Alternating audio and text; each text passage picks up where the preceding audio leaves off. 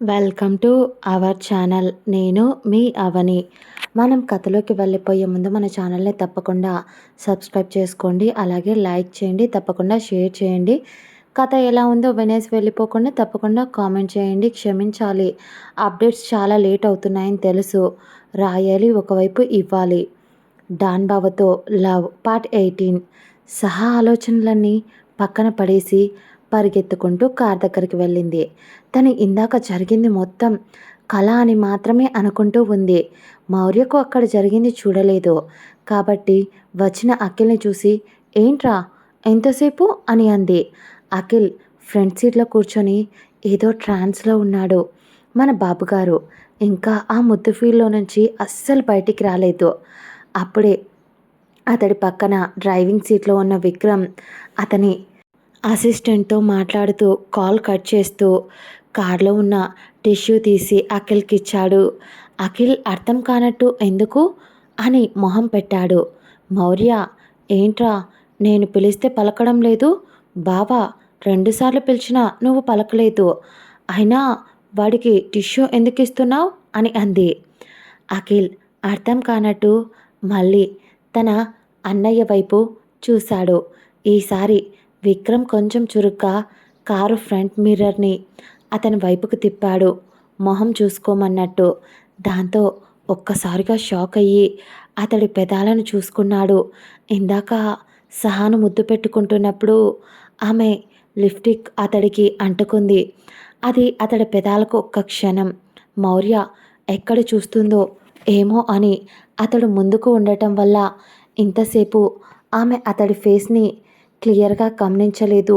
ఇప్పుడు సైలెంట్గా అఖిల్ నోరు మూసుకొని ఆ టిష్యూని తీసుకొని అతడి పెదాలకు అంటుకున్న ఆ లిప్స్టిక్ గుర్తుల్ని నీట్గా తుడిచి మౌర్యకు కనిపించకుండా మేనేజ్ చేశాడు. ఆ తర్వాత మౌర్యకు అప్పటికే కోపం రావడం మొదలయ్యింది. అఖిల్ తలపై ఒక్కటేసి, ఒరే వెధవా, అడిగితే చెప్పవేంట్రా? ఇక్కడ నువ్వెందుకు అలా ఉన్నావు? తనని ఒకదాన్నే కొత్త ప్లేస్లో అలా వదిలేసి వచ్చావు. నేను వెళ్ళి సహాను తీసుకొస్తాను అని కార్ దిగుతూ ఉంటే అప్పుడే కార్ దగ్గరికి వచ్చింది సహా. ఆమె ఫాస్ట్గా వస్తుంది అని అనుకుంది, కానీ ఆమె అడుగులు ముందు సీట్లో కూర్చొని ఉన్న అఖిల్ని చూస్తుంటే తడబడుతూ ఉన్నాయి. ఇందాక జరిగిందంతా కళ అనుకుంది, కానీ ఏదో ఇబ్బంది. ఆడపిల్ల కదా, సిగ్గు ఆటోమేటిక్గా వచ్చేసింది. దాంతో అప్పుడే మౌర్య కూడా పిలిచేసరికి ఏం మాట్లాడకుండా వెళ్ళి సైలెంట్గా బ్యాక్ సీట్లో కూర్చుంది. తల ఎత్తాలంటే భయం వేసింది, కానీ మౌర్య సహా చెయ్యి పట్టుకొని ఏదేదో మాట్లాడుతుంది. కానీ ఆమె చూపు ముందు సీట్లో ఉన్న అఖిల్ వైపు మాత్రమే ఉంది. అప్పుడే సహా ఫోన్కి ఒక నోటిఫికేషన్ వచ్చింది. వెంటనే ఆమెకు ఏదో గుర్తు వచ్చేసింది. తన మీద తనకే ఒక్కసారిగా కోపం, నిస్సత్తువ అన్నీ వచ్చేసి, ఛీ, నేనేంటి ఇలా ఆలోచిస్తున్నా? నాకు కల వచ్చింది అంటే ఖచ్చితంగా అఖిల్పై నాకు ప్రేమ మొదలయ్యింది. అలా జరగకూడదు, నేను ఎప్పటికీ జరగనివ్వను అని దృఢంగా అనుకుంది. ఆమె చూపును మౌర్య వైపు మళ్లించింది. ఆమె ఇంతసేపు ఆమెను గమనిస్తూనే ఉన్నాడు అఖిల్, కానీ ఆమెకు అది తెలియలేదు. విక్రమ్ అఖిల్ వైపు మరియు సహా వైపు ఒకసారి చూసి డ్రైవ్ చేస్తున్నాడు. అతని ఆలోచనలు ఎక్కడెక్కడో తిరుగుతున్నాయి. అసలు ఇది ఏ మలుపు తిప్పబోతుంది ఇప్పుడు? ఉన్న ప్రాబ్లం సరిపోవు అన్నట్టు ఈ పిల్ల ఎవరు అని ఆలోచిస్తూ ఉన్నాడు విక్రమ్. అతడికి బాగా ఇష్టమైన 2 వ్యక్తులు, అతడి జీవితం అనుకునే ఆ వ్యక్తులకు ఆమె దగ్గరగా వస్తుంది. ఆ ఆలోచన ఎందుకో విక్రమ్కి అస్సలు నచ్చడం లేదు. వాళ్ళు ఆమెతో ఎమోషనల్గా కనెక్ట్ అవుతున్నారు, అది ఇంకా అస్సలు నచ్చలేదు. అలా డ్రైవ్ చేస్తూ మౌర్య అని పిలిచాడు. ఆమె మాటలకు ఆనకట్ట పడడంతో మూతి విరుస్తూ ఏంటి అంది. అతడు చురుగ్గా చూసి ఎక్కడికి వెళ్ళాలి అన్నాడు. ఆమె ఏడుపు మొహం పెట్టి, నువ్వే కదా నన్ను బయటికి తీసుకొచ్చావు, నేను ఈ సిటీకి కొత్త, నువ్వే నన్ను తీసుకొచ్చి ఎక్కడికి వెళ్ళాలి అంటే నాకేం తెలుస్తుంది చెప్పు అని అంది అమాయకంగా. అతడు నిట్టూర్పు విడిచి, సరే అయితే నీకు తెలియదు కదా, ఇంటికి పోదాంపా అన్నాడు. మౌర్య ఎప్పుడూ వీడంతే అని మనసులో తిట్టుకుంటూ ఉంటే, ఈసారి విక్రమ్ మైండ్ వాయిస్ని కట్ చేయకపోయావే అనుకో, నైట్ పనిష్మెంట్ వేరే లెవెల్లో ఉంటుంది చెప్తున్నా అని అంటూ ఆమెకు ఫోన్లో మెసేజ్ పెట్టాడు.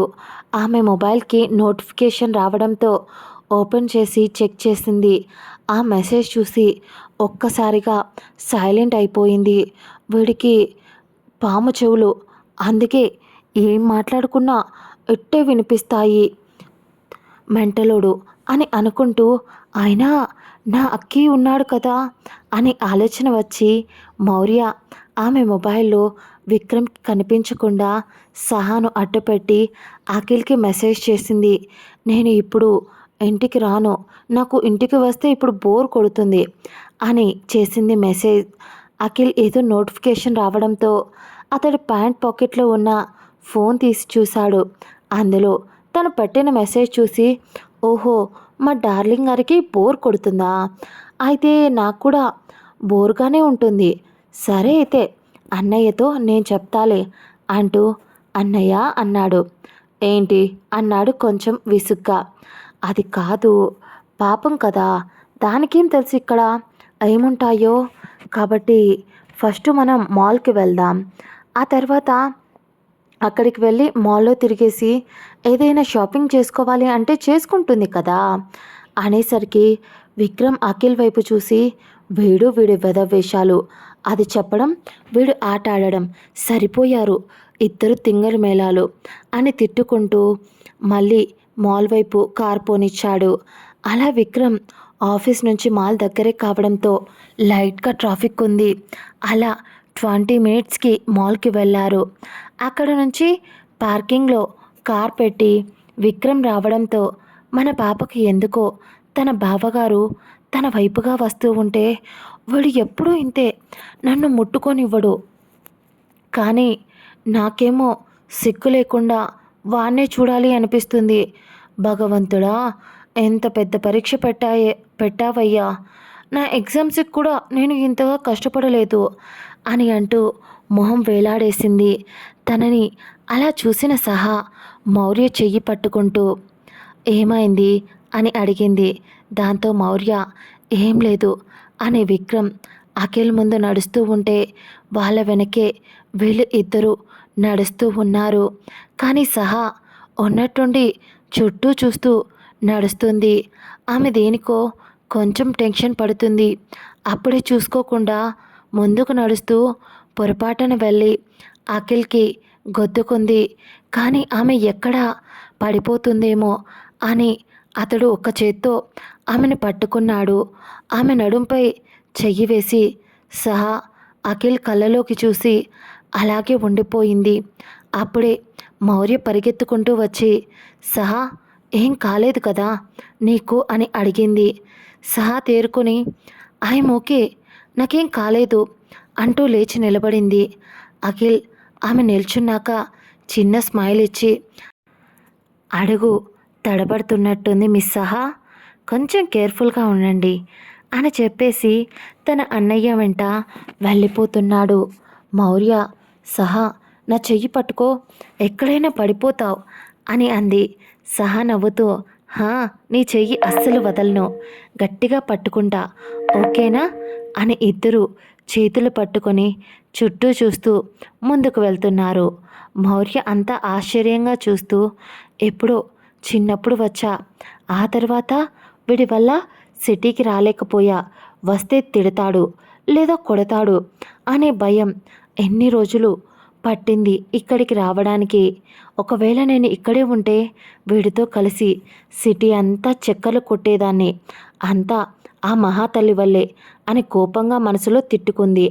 ఆ తర్వాత నలుగురు లోపలికి వెళ్ళారు. లోపలికి వెళ్ళిన తర్వాత మౌర్య మాల్ని చూస్తూ, ఇంత పెద్ద మాల్ ఎలా కట్టారో, బాగా డిక్కీ బల్సినోల్లా ఉన్నారు అనుకుంటా అని మౌర్య పైకి అనేయడంతో అఖిల్ ఆమె పక్కకు వచ్చి, ఒసే దయ్యం, ఆ లాంగ్వేజ్ ఏంటే అన్నాడు. మౌర్య చుట్టూ చూస్తూనే, నేనేమన్నారా అలా అరుస్తున్నావు, బాగా డబ్బున్నోడు అని అనకుండా డిక్కీ బల్సినోడు అన్నా. ఇప్పుడు అదేదో నిన్నో లేదా నీ అన్ననో అన్నట్టు ఎందుకంత మంట నీకు అని అంది మౌర్య. అఖిల్ ఆమె తలపై ఒక్కటేసి, ఇది అన్నయ్య కట్టించాడు అనేసరికి మౌర్య కళ్ళు తేలేసి, ఒరే నీ అన్న ఎంత సంపాదిస్తున్నాడ్రా అనేసరికి, నీ మొహం, ఇలాంటివి సిటీలోనే కాదు వేరే సిటీలో కూడా చాలానే ఉన్నాయి అన్నయ్య కట్టించినవి అనేసరికి, దొంగ సచ్చినోడా, నాకు కనీసం ఇంత పెద్ద మాల్ కట్టించాడు అని ఒక్కసారైనా చెప్పాడారా అని తిట్టింది. సరే అయితే వల్లవే, ఇందాక నువ్వు అన్నవి ఆల్మోస్ట్ అన్నయ్య కూడా విన్నాడు, వెళ్ళి తనని అడుగు అనేసరికి అఖిల్ చెయ్యి పట్టుకుంటూ, సారీ, నేను కనుక ఇప్పుడు మీ అన్నయ్య దగ్గరికి వెళ్తే ఆకలితో ఉన్న సింహంలా నా మీద విరుచుకుపడతాడు, కాబట్టి కొంచెం డిస్టెన్స్ మెయింటైన్ చేస్తా అని అంది.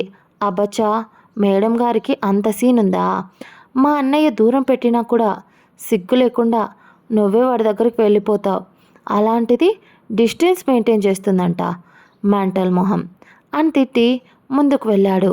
సహా వీళ్ళ కాన్వర్జేషన్ విని నవ్వుకుంటూ ఉంది. మౌర్య సహా నవ్వడం చూసి, నువ్వు నా ఫ్రెండ్వి, వాడు నన్ను తిడితే నువ్వు నవ్వుతావా అని అంది. సారీ బంగారం, నవ్వు వచ్చేసింది అని గట్టిగా నవ్వేసింది. ఆమె నవ్వడం చూసి ఒక క్షణం ఉడుక్కున్న మౌర్య కూడా నవ్వొచ్చేసింది.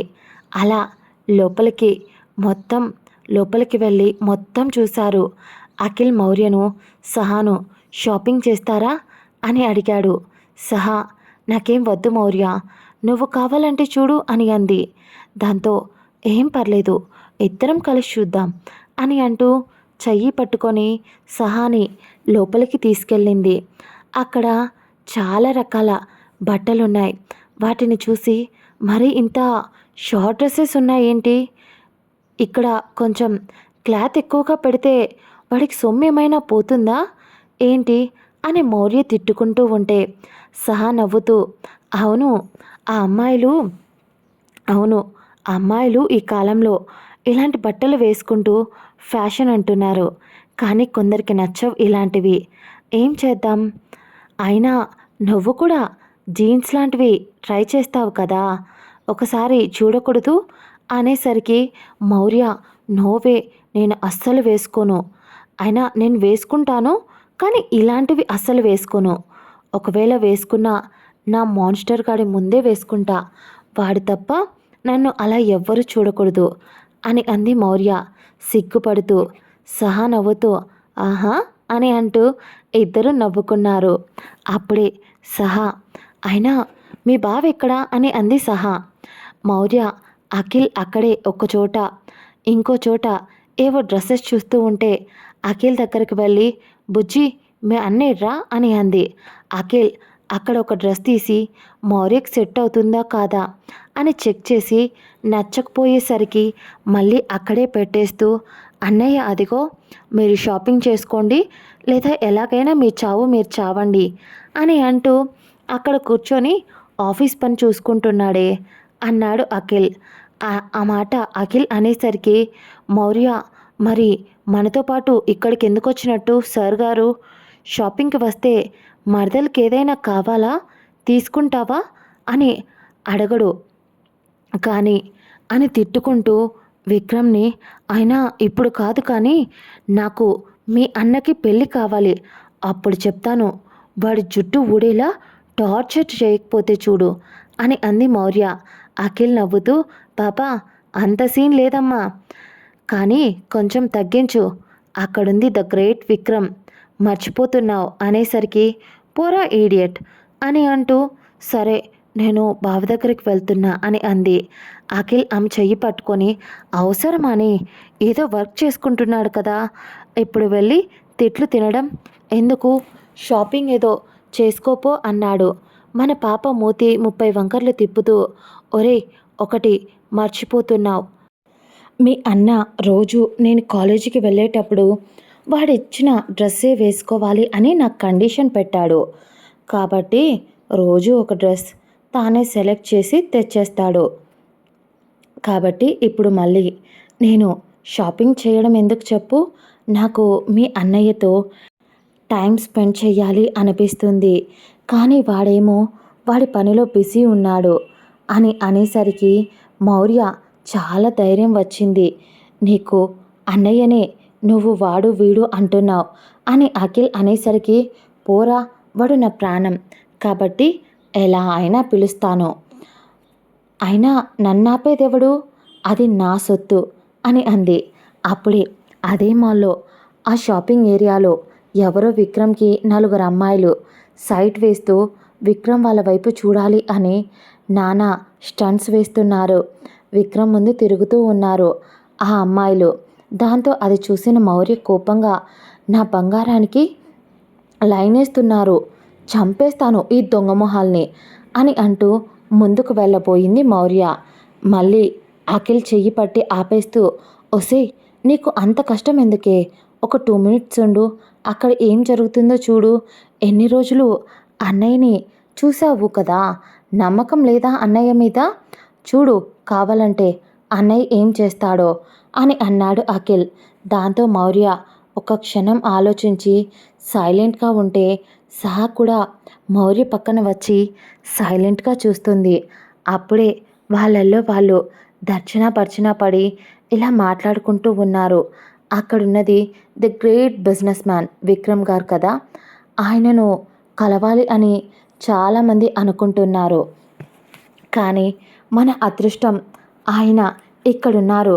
ఒసేయ్ నేను మళ్ళీ ఆయనతో మాట్లాడే ఛాన్స్ వస్తుందో రాదో ఒక్కసారి మాట్లాడి వస్తానే అని అందులో ఉన్న ఒక అమ్మాయి అంటుంటే, లేదే నేను వెళ్ళి మాట్లాడతాను. చూడటానికి ఎంత అందంగా ఉన్నారు, నిజంగా ఎంత అందంగా ఉంటాడే, అమ్మాయిలంతా క్యూలో ఉంటారు అని వాళ్ళల్లో వాళ్ళు ఒక అర్ధగంట కొట్టుకొని చచ్చాక అప్పుడు అందులో నుంచి ఒక బ్లూ డ్రెస్ వేసుకున్న అమ్మాయి ముందుకు వచ్చింది. ఆ డ్రెస్ థైస్ దాకా మాత్రమే ఉంది. ఇంకా కొంచెం ఆ డ్రెస్ని పైకి పీక్కుంటూ విక్రమ్ ముందు షో ఆఫ్ చేయడానికి ముందుకు వచ్చింది. అది చూసిన మౌర్యకు ఒళ్ళంతా మండిపోవడం స్టార్ట్ అయింది. అఖిల్ ఆమె చెయ్యి వదిలితే ఖచ్చితంగా విక్రమ్ ముందుకు వెళ్ళి ఆ అమ్మాయిని బాక్సింగ్ ఆడి వచ్చేది మౌర్య. మౌర్య పాపను సహా ఆపుతూ, మౌర్య కూల్, అఖిల్ గారు అంతగా చెప్తున్నారు అంటే ఏదో జరుగుతుంది కదా, కొద్దిసేపు చూస్తే తప్పేముంది చెప్పు అనేసరికి సరే అని సైలెంట్గా కోపాన్ని ఒకవైపు కంట్రోల్ చేసుకుంటూ ఉంది. అప్పుడే బ్లూ కలర్ డ్రెస్ ఆ పాప ముందుకు వచ్చి ఎక్స్క్యూజ్ మీ సార్ అని అంది. విక్రమ్ అక్కడ సోఫాలో కూర్చొని కాలు మీద కాలు వేసుకొని ఆరగెంట్ లుక్తో చూసి సైలెంట్గా ఉన్నాడు. మళ్ళీ ఆమె వైపు చూశాడు ఎవరు అన్నట్టు. ఆ అమ్మాయి అతి వినయం ఒలకపోస్తూ, అది సార్ నేను మీకు పెద్ద ఫ్యాన్ని, మీరు పెద్ద బిజినెస్ మ్యాన్ విక్రమ్ గారు కదా, నేను మిమ్మల్ని దాదాపు చాలా రోజుల నుంచి ఫాలో అవుతున్నాను సార్ అని అప్పటికప్పుడు అబద్ధం ఆడేసింది. విక్రమ్ అవునా అన్నట్టు ఆమె వైపు చూశాడు. అతడు చూపులో ఏంట్రా మీ అన్న అది ఏదేదో వాగుతుంటే సైలెంట్గా ఉన్నాడు అని అంది మౌర్య. అఖిల్ తల కొట్టుకుంటూ అన్నయ్య ఏదో ఒకటి మాట్లాడేంతవరకు ఇది ఇక్కడ చచ్చిపోతుందేమో అని నిట్టూర్చి, ఒసే బాబు ఒక 10 నిమిషాలు ఉండవే తల్లి, అన్నయ్య ఏదో ఒకటి సమాధానం చెప్తాడు అని అన్నాడు అఖిల్. ఆ తర్వాత ఆ అమ్మాయి చెప్పేది వింటున్నాడు కాబట్టి అని ఇంకొంచెం ముందుకు అడుగు వేసింది. కానీ అతను వేలు చూపిస్తూ అక్కడే ఆగమన్నాడు. అలా అతను చెప్తుంటే ఇక్కడ మౌర్య కొంచెం హ్యాపీగా ఫీల్ అయ్యింది. పర్లేదులే, వాడి దగ్గరికి ఎవరైనా వెళ్తే ఇక్కడ ఈ గుండె స్పీడ్గా కొట్టేసుకుంటుంది అని అనుకుంది. పక్క నుంచి అఖిల్ సహా ఇద్దరు ఆమెను ఒక పిచ్చిదాన్ని చూసినట్టు చూస్తున్నారు. ఆ బ్లూ కలర్ డ్రెస్ అమ్మాయి, సార్ అది నేను మీతో సెల్ఫీ దిగొచ్చా? అదేంటంటే మీరంటే నాకు చాలా ఇష్టం, మిమ్మల్ని కలిసినట్టు మా ఫ్రెండ్స్కి చెప్తాను అని అంటూ ఉండేసరికి దూరంగా ఉన్న మౌర్య వైపు ఒకసారి చూశాడు. ఆమె ఉడుక్కోవడం, ఆమె ఏడుపు మొహం అన్నీ చూసి విక్రమ్ పెదాలు ఒక సాడిస్టిక్ స్మైల్ వచ్చింది. ఏం మాట్లాడకుండా లేచి నిల్చొని ఓకే అన్నాడు. ఆ తర్వాత తన ఫోన్ తీసుకొని విక్రమ్ సెల్ఫీ తీశాడు. ఇదంతా చూస్తున్న మౌర్య అఖిల్ జుట్టు పట్టుకొని, దొంగ సచ్చినోడా, నేను మధ్యలో వెళ్తానంటే వెళ్ళనివ్వలేదు. ఇప్పుడు నీ అన్న చూడ్రా దాన్ని ఎలా హత్తుకొని సెల్ఫీ దిగుతున్నాడో అని ఏడుస్తూ ఆమె ముక్కు చీదుతూ అఖిల్ షర్ట్కి పూసింది. అతడు ఒసేయ్ ఆపవే తల్లి, దండం పెడతాను. నాకు అర్థమైంది ఏంటి అంటే కావాల్సిందే నువ్వు ఏడవాలి అని అన్నయ్య ఇలా చేస్తున్నాడు. నాకు అర్థమైపోయింది అన్నాడు అఖిల్. కానీ మౌర్యకు కడుపు మండిపోతుంది. రే, అది వానికంత దగ్గరగా వెళ్తుంది. నా వల్ల కావడం లేదు అక్కి, నేను దాన్ని చంపేస్తాను అని పళ్ళు కొరుకుతూ ఉంది మౌర్య. అప్పుడే విక్రమ్ ఆమెకు సెల్ఫీ ఇచ్చాడు. మళ్ళీ అక్కడే సోఫాలో కూర్చున్నాడు. దాంతో ఆ పొట్టి డ్రెస్ పాప ఇంకా కొంచెం ఎక్సైట్ అయిపోతూ విక్రమ్ సార్ అని ముందుకు వస్తూ ఉంటే, మన బాబుకి ముందే కొంచెం ఓసిడి ప్రాబ్లం ఉంది కాబట్టి స్టే అవే అన్నాడు.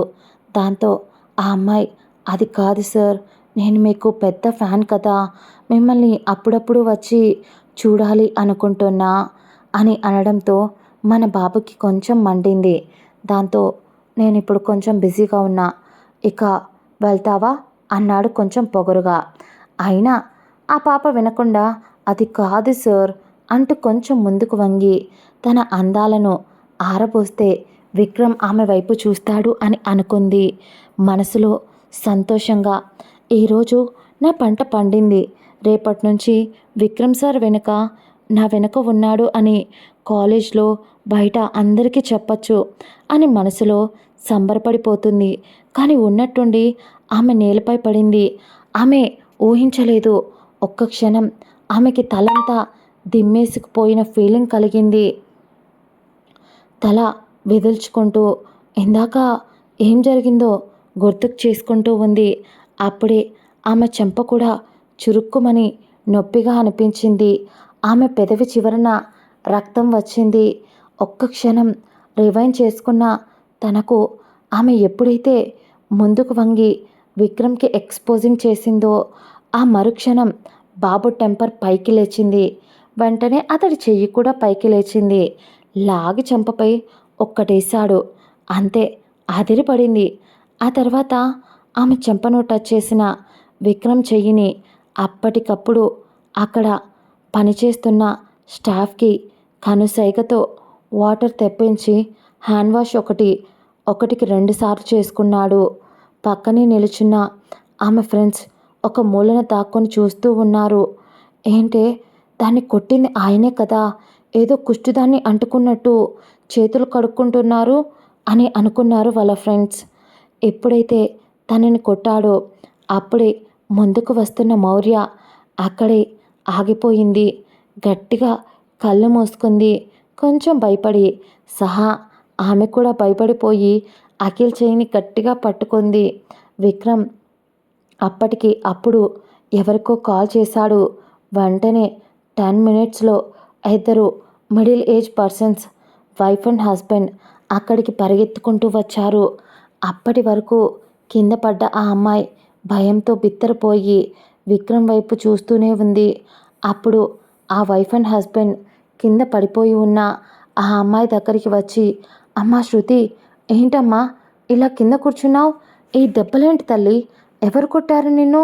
లే తల్లి అని ఇద్దరు తన కూతుర్ని దగ్గర తీసుకున్నారు.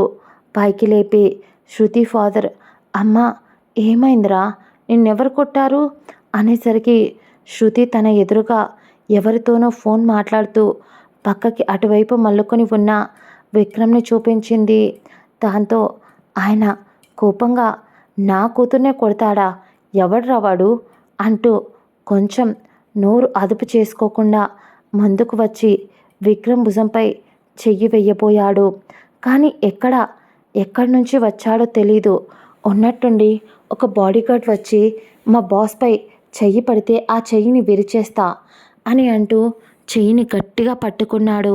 దాంతో కొంచెం ఎవరో బాగా డబ్బున్న వాళ్ళు అని అర్థమై అతడు నా కూతుర్ని ఎందుకు కొట్టాడండి మీ బాస్ అనేసరికి విక్రమ్ ఒక్క క్షణం కాల్ కట్ చేసి ఏంటి న్యూసెన్స్ అని వెనక్కి తిరిగాడు.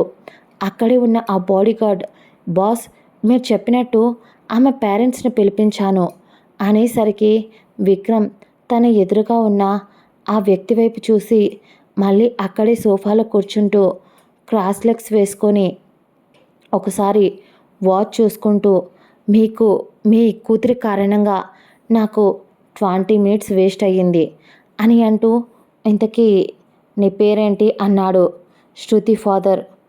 అప్పటికే విక్రమ్ని చూసి భయంతో సగం చెమట పట్టింది. విక్రమ్ గురించి సిటీలో తెలియని వాళ్ళు అంటూ ఎవ్వరూ లేరు. వాళ్లకు ఒక చిన్న బిజినెస్ ఉంది, సరిపడే డబ్బు ఉంది. దాంతోనే శృతికి అంత పొగరు.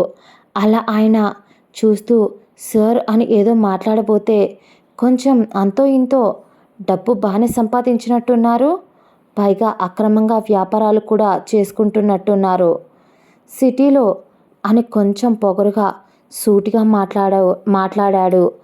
అప్పటికే శృతి ఫాదర్కి తడిచిపోవడం మొదలయ్యింది. విక్రమ్ స్ట్రైట్గా చూస్తూ పాయింట్కి వస్తా, నాకు నా జోలికి రానంత వరకు నేను ఎవరిని పట్టించుకోను. ఈరోజు నీ కూతురు నా ముందు ఎక్స్పోజింగ్ చేసింది. అసలు అదేమనుకుంటుంది? ఆడపిల్లల పెంచుతున్నావా తనని? డబ్బుతో పెంచావు అనుకుంటా. ఈరోజు అది నా ముందు అలా ఉంది అంటే ఎవరితో అయినా పడుకోవడానికి సిద్ధంగా ఉంది అనే కదా దాని బిహేవియర్. ఎంతోమంది అమ్మలు ఒక వయసు వస్తే వాళ్ళని వాళ్ళు తన పిల్లల దగ్గర కూడా చీర కట్టుకోవడానికి కూడా ఆలోచిస్తారు. అలాంటిది నీ కూతురు దిగజారుతుంది. పరిస్థితి చెయ్యి దాటిపోయిన తర్వాత నువ్వు ఏం పీకలేవు. మహా అయితే ఇంకా ఎంత సంపాదిస్తావు? నీ కూతురు హద్దు దాటిపోతే ఎంత డబ్బున్నా ఏం లాభం? పైగా నువ్వు చేస్తున్న వ్యాపారాలు, నీ కూతురు నీ పతనం చాలా త్వరగా జరుగుతుంది. నాకు నీకు క్లాస్ పీకడానికో లేదా ఇంకా దేనికో నేను ఇక్కడికి పిలవలేదు. నాకు ఇరిటేషన్ వస్తే దేనైనా తొక్కుకుంటూ పోతా. చెప్తున్నా కదా, ఆడ మగ తేడా లేదు. ఇంకా ఏదైనా తేడా కూడా చూడను. పో, తీసుకుపో దాన్ని అని గట్టిగా గర్జించిన సింహం వలె అరిచాడు. ఇదండి ఇవాల్టి ఎపిసోడ్. క్షమించాలి ఆలస్యమైనందుకు. ప్లీజ్ అలాగే వెళ్ళిపోకుండా లైక్ చేయండి.